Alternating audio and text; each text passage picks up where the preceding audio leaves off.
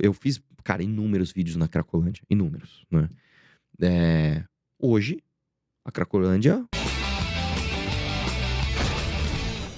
Então, a gente precisa de pessoas que tenham coragem de emplacar essa luta. Você quer ver outra coisa também, cara? Até você falou de São Paulo. Eu fiz, cara, inúmeros vídeos na Cracolândia, inúmeros, né? Hoje, a Cracolândia meio que acabou. Você fala, solucionou o problema 100%? Ainda não, porque existem várias reformas estruturais que tem que se fazer, plano diretor, etc, etc, etc. Mas hoje você passa, por exemplo, na Rua dos Gusmões, você passa ali do lado da General Osório, você passa em frente à Estação da Luz, você vê que não é mais como era antes, cara. E sem alarde. Você viu que foi feito um negócio sem alarde? E meio que em pouco tempo? Uhum. Então dá pra fazer, cara. Mas a Cracolândia, assim, foi meio que espalhada também, né?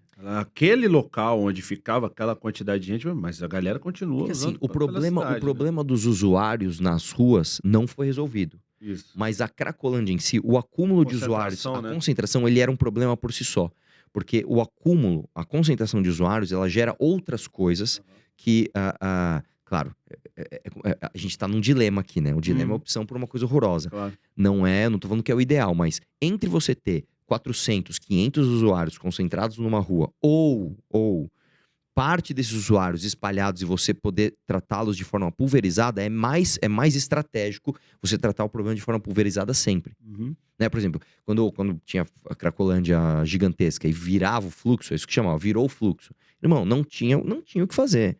Você tava lá trabalhando com a sua... Eu lembro de um caso, o cara tava numa HR, aqueles caminhãozinhos, o cara tava trabalhando, mano, virou o fluxo, destruiu o caminhão do cara.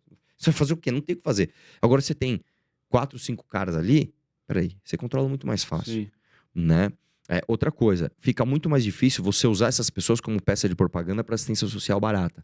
Então, se você tem uma ONG, que você faz uma fila de gente pra tomar tua sopa, a foto fica bonita, aí o Júlio Lancelotti vai lá e abraça o cracudo, e puta, como ele é maravilhoso.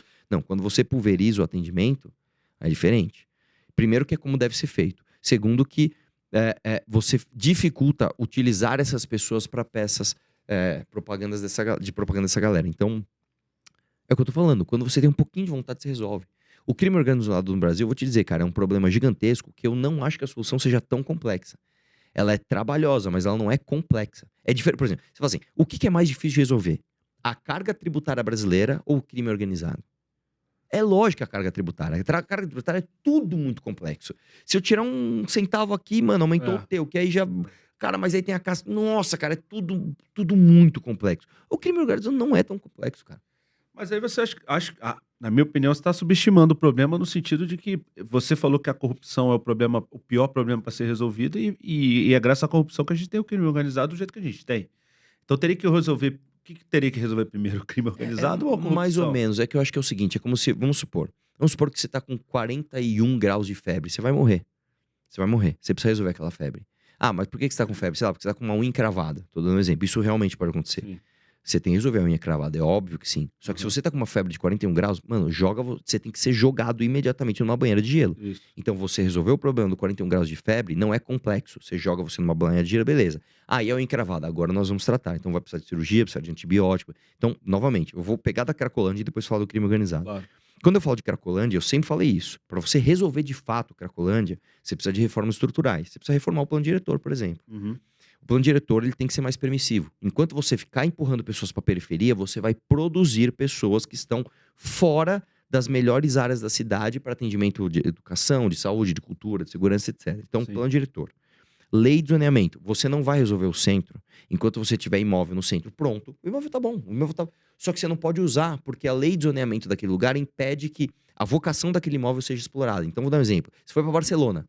Barcelona, você tem muito imóvel tombado, que é utilizado como balada, museu, pizzaria. Tá, às vezes você tem uma casa, que era uma casa de um magnata, que, puta, ela tá tombada e aquilo lá tem uma vocação para ser, sei lá, uma casa de shows. Não pode porque o zonamento não permite. Então aquela casa fica abandonada. E, eu vou dar um absurdo que é fora um exemplo que é fora da Cracolândia. Você lembra da casa da Hebe, né, que era no Morumbi? Sim.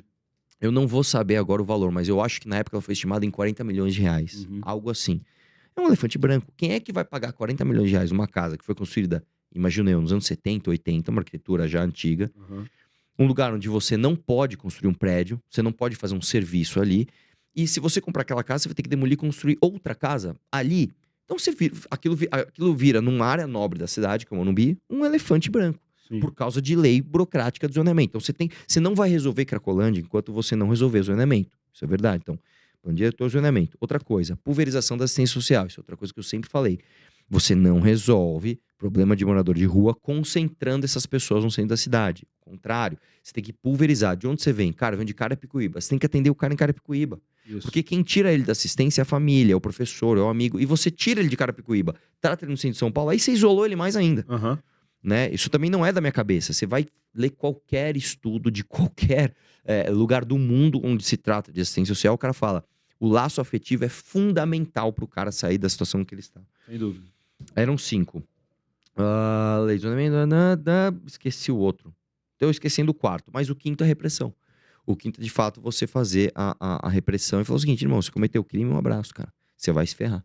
Né? E ainda mais no Brasil, que você tem, sim, a figura legal da internação compulsória. Já existe previsão legal, é dentro da lei. A lei permite que você faça internação compulsória, só que você tem uma repressão informal do sistema jurídico hoje, que se algum médico assinar, né, estou internando o Barba aqui compulsoriamente, o médico responde depois por ter... Cárcere, sei lá. Cárcere. Não é cárcere, mas assim, o poder público vai pra cima desse médico. Sim. Então você precisa de um prefeito ou de um governador com coragem de falar o seguinte, eu estou mandando você, médico, Barba, internar ele compulsoriamente. A responsabilidade é minha. Você vai assinar, que você é o médico, mas eu estou mandando. Você vai acatar uma ordem direta do governador. Vai processa a mim. Você precisa de alguém com coragem de fazer isso. Aí você começa a resolver o problema. Sim. Vamos levar agora pro crime organizado. É a mesma coisa, cara. O crime organizado, eu não acho que é um problema pequeno. Acho que é um problema grande, mas simples. Uhum. Como eu te falei, a mesma lógica que eu faço. Imagina que você tem uma casa cheia de lixo. Você precisa tirar o lixo. Não é uma coisa pouco trabalhosa, mas não é uma coisa complexa. Você não precisa de um time de especialistas. Não, cara. Você leva as pessoas e limpa aquela casa. É a mesma coisa com o crime organizado. Você tem territórios no Brasil que são dominados pelo crime organizado. Você precisa retomar esses territórios. E os profissionais, para essa retomada, eles estão prontos. Você vai conversar com as forças policiais, você vai conversar com o exército, você vai conversar com a Polícia Federal. Os caras sabem tudo. Eles têm um mapa de cima do Morro do Alemão, que é um dos mais complexos. O cara fala, eu sei exatamente, essa rua aqui mora não sei quem, essa rua aqui tem esse problema, aqui tem uma curva que o cara se esconde aqui tem um esconderijo aqui os caras sabem tudo. Sim, Tá, verdade. por que não faz? Porque o cara fala, se eu fizer, eu vou responder depois criminalmente por ter, sei lá, dado um tiro num cara que tava com um fuzil na mão. Né? Então, novamente, eu não acho que é um problema de complexidade operacional. Existe alguma, mas ela não é tão complexa quanto outros problemas. Entendi. Aí você falou, mas e a corrupção? Aí, de fato, você primeiro resolve a febre, primeiro você retoma esses territórios, prende as pessoas do crime organizado e aí você trata de corrupção. Vou dar um exemplo pra você de El Salvador, que a gente sempre usa. Sim. O cara fez uma coisa radical lá. Ele falou o seguinte, irmão, se você tatuou o nome de uma facção, você vai preso. Depois eu vou ver o que você fez. Primeiro eu vou te prender, depois eu vou ver o que você fez. Você morreu.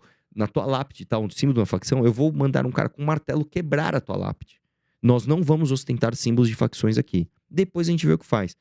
Aí teve até um vídeo do Nômade Raiz, tá ligado? Eu vi o teu react. O cara foi lá e falou, velho, olha isso aqui. O cara foi num lugar que o cara fazia lanche. Mano, quanto tempo você tá aqui? Você tá 30 anos. E agora que eu tô trabalhando pra caramba, velho. Agora não tem crime, agora os turistas conseguem vir. Ele falou, cara, você jamais conseguiria vir aqui, ainda mais com essa câmera na mão. Isso. Olha aí, você tá aí, velho. Tô vendendo lanche aqui pra você. Tava onde queimaram o ônibus, né? Exatamente, né? Que inclusive, isso é uma coisa... Pra você ver como isso faz parte de peças de propaganda. Nos anos 90, foi gravada a série dos Sopranos. Um dos sonhos que o Tony Soprano tem é justamente isso. Ele tá num ônibus e as pessoas falam assim, tá com fogo no ônibus e quem sair vai ser metralhado. Eles fizeram exatamente isso em El Salvador. É uma peça de propaganda, cara, exatamente como nos Sopranos. Então assim, cara, os caras, eles reproduziram na vida real uma cena de uma série. Tá muito nítido que isso é uma demonstração. Então, vamos pra cima. Aham. Vamos acabar com isso.